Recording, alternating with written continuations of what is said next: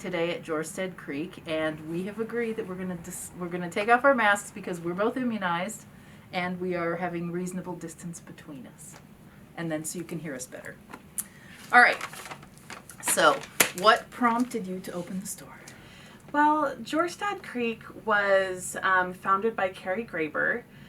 She started dyeing out of her house and came up with some really lovely colors and some fabulous bases. And after a couple years, she realized that she could no longer sustain business at the level that she needed to out of her home. So she found another location a few blocks away from here and opened up shop. The city of Olympia required that she had a retail space, hence us having an actual store and not just a dye studio. Ah. I started working for her a few months after she opened that space, approximately 5 years ago, and been working with her ever since. We moved into this location about a year and a half ago. So you dye, and you dye. Yes. I got to see that ahead of time. We'll take you on a tour in a minute. You dye in a little space in the back, but you still have the bigger dye studio as well? So we no longer have our old space, but Carrie and our two other dyers each have a space at their homes where they dye yarn. Gotcha. That's cool, though. It's nice to have like a collective. So you're almost Yes. like a collective In under a the way, Jorstad yes. name. We all work together as a team and kind of divide and conquer for various projects and put all of that creative energy together and come up with some really lovely things. Sweet. So how has the pandemic impacted your business, and what have you guys done as a result? It's definitely been interesting. We were only in this space for a matter of months before we got the shutdown orders, which was kind of scary and kind of sad because we'd been building a really lovely community of knitters and crocheters and spinners in this spot. However, since we are a yarn company and not just a yarn shop, we have built up some really good wholesale clients over the years, several of which have had a pretty good online presence prior to the pandemic. So they kept placing orders as yarn flew off their websites, and we kept dyeing, and that kept us going in the meantime. And it also finally got us to open our own shopping site, where we're still adding more of our Jorstad yarns and colors so people can shop online if they don't feel like coming in. Sweet. I think that's a common theme I've heard. It's Yes. like, oh, well, we took the month that we had off to build an online web system, right? It is very necessary these days. Yeah, yeah. And it's good because that means everybody from all over the world and or US can shop. All right, what can we get here that we really can't get anywhere else? Ooh. I think it's right behind us, right? Yeah, I mean, here at our shop, you have the full collection of Jorstad yarns. Other shops might carry a few of our different yarn bases, but you don't get the whole collection unless you come here. And from time to time, we do have yarns made for us from local fibers that we have sourced from local farms that we then have spun and dyed for us. We are busily working away on prepping more fiber to be sent to the mill. So when we have that in stock, those are things that you can only get here. Yeah. Is those locally made yarns that are dyed by us. Do you have oopsie one-offs? Occasionally. Okay, oh gosh, you guys are good and you don't get very many oopsie one-offs? We call those one-of-a-kinds, and so you can only get those here, I'm sure. Right. Yeah, anytime you find an OTO on something, that is a one-of-a-kind, and when that batch is gone, it is gone for good. But they are all gorgeous. Yeah, always, right? Happy accidents. Yeah. I've talked to one dyer once who just, she calls it her exhaust skeins, and whenever there's a mess on the table, she grabs an empty skein of yarn and rubs it on the table and then throws it in the vat. Some of the coolest yarns I've ever seen were off of her exhaust skeins. We save all the short pieces at the ends of the cones that we wind off and use those as soaker skeins, and we'll throw them in the pots multiple times, or if I've got leftover dye after hand painting, I'll just throw that on there too, and some really beautiful things happen. Mini skeins. Yeah. Cool. All right, so what's your favorite fiber? Oh gosh, that is a really, really hard question to answer because I love them all. It's probably a tie between Polworth silk or Angora rabbit. I'm a spinner, and I just can't get enough of those amazing textures. Yeah, and they're kind of the They're- Polworth and the Angora are opposite ends of the spectrum, right? Exactly. Yeah. So you get a little scratchy and you get a little softy, soft. Yeah. What thing always flies off the shelf here? Our Isle of Skye. This is it in our Princess Blue colorway, and we've got more behind me here. It is a mohair kid mohair mulberry silk blend, and I have squished a lot of mohair silk blends over the years, and I have never come across another that is as soft as ours. It's very halo-y, isn't it? It's luscious by itself or paired with another yarn, and it takes the color so well. I'm currently making a love note by Tin Can Knits with the Isle of Skye and another yarn that we have called Iona, and I don't want to stop touching it because it's so amazing. Cool. And what's the other one? Is it also a soft one, so you get like soft? The Iona is merino and mulberry silk. Oh, so you get the double hit of the silk. The two together is heavenly. I bet. All right, what's your favorite book? Ooh. I'm a pretty avid reader, so picking a favorite book, I imagine, is like asking somebody to pick their favorite child.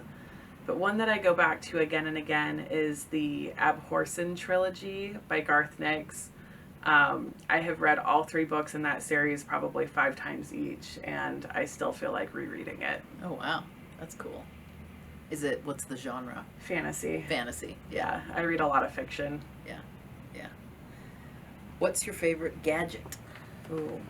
So I am a bit obsessed with Chowgu needles.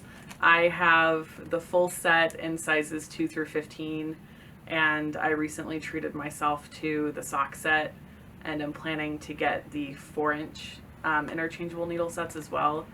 I am one of those people who struggles to keep just one project going at a time, and so I'm finding I need multiple needles in all the different sizes simultaneously, and cables. Oh yes. And this makes my life so much easier. Yeah, cool.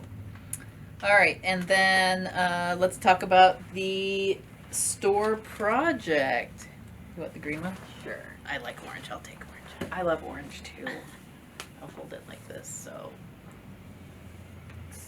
we have tanks, 2 tank tops. Yes. Well, it's one pattern, 2 sizes. Right. Yes. Right?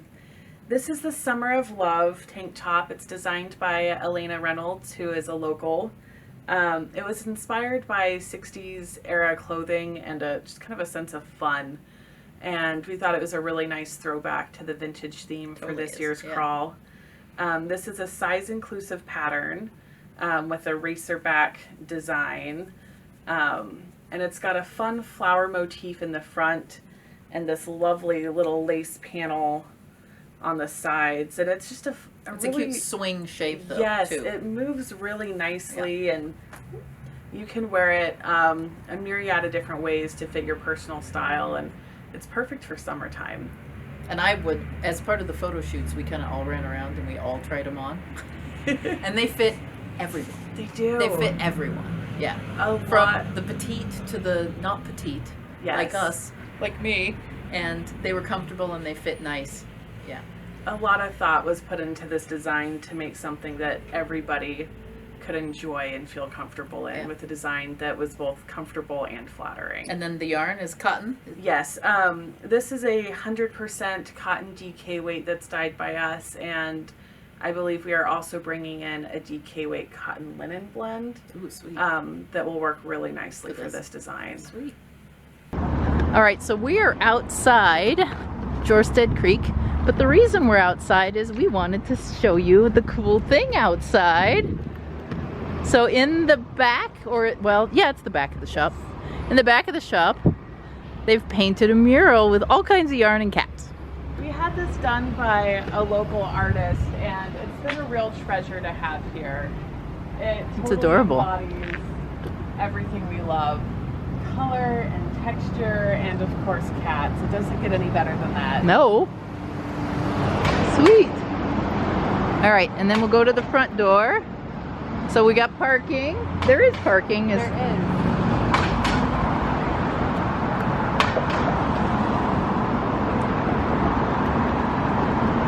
There's this cute little sign. And it's turquoise, which we found it. It's good, bright color. That sure helps a lot. Yeah. All right, and then in to the little store. Welcome to Jorstad. Our shop is jam-packed with yarn. Which is all good yarn stores should have, right? On this first section as you walk in, we have a variety of some high quality commercial yarns, and then as you go down this center display, you get to some other locally hand-dyed yarn. We've got our books, we have some embroidery supplies, we have all kinds of fun fiber for felting. We've got more fiber for spinning on the other side.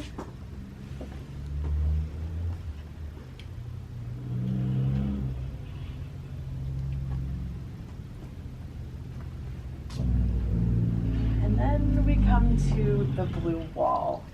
And everything on this wall is hand-dyed by us. Generally speaking, we have the wall arranged according to weight, with various signs up along the top. Occasionally we'll use the first column up here by the register or the last column by the window to highlight different yarns for patterns that we're featuring.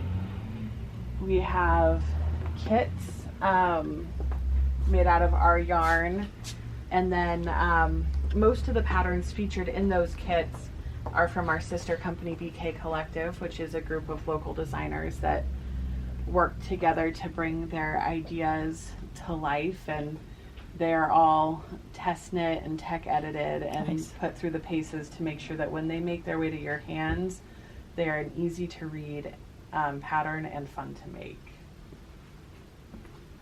In addition to dyeing yarn, we also dye spinning fiber, and our colors and selection of fiber types is always changing, so there's always something new to see or to squish.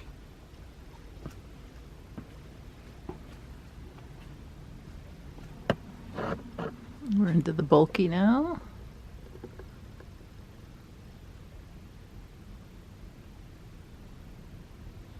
We just launched the Ozette poncho through BK Collective, and this was designed by Celia Roberts, and it features our Iona yarn. Is that the same?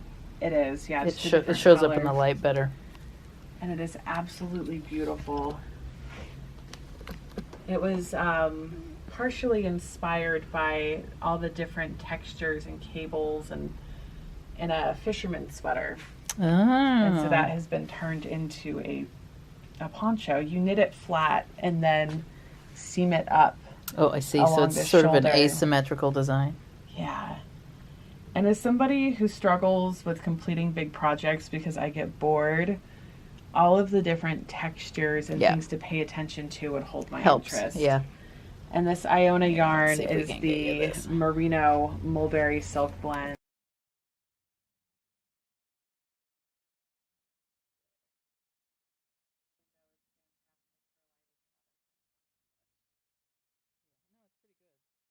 I also have project bags made by two different people. The hand woven ones are made by a gal named Nanette Wake, and she hand weaves all of her fabric for the outside of her bags and does all the sewing for those herself.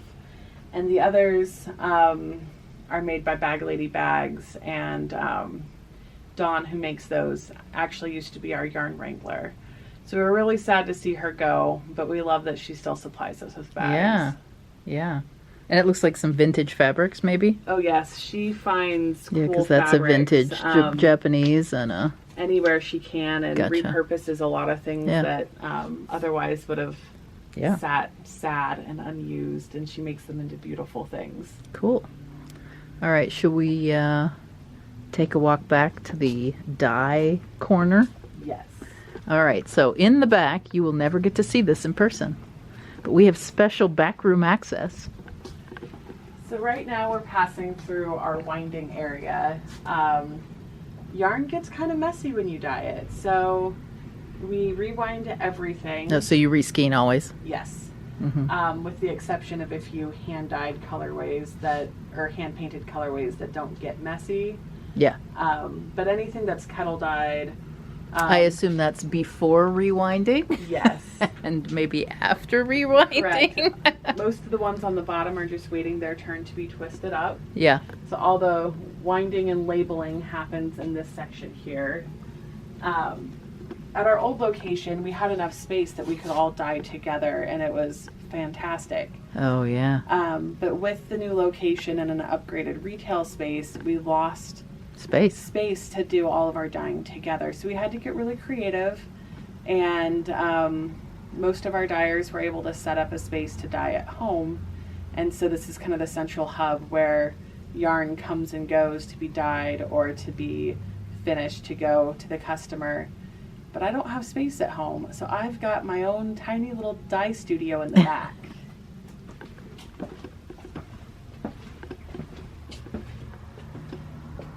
This is the all-purpose hallway where yarn dries and we store our dyes.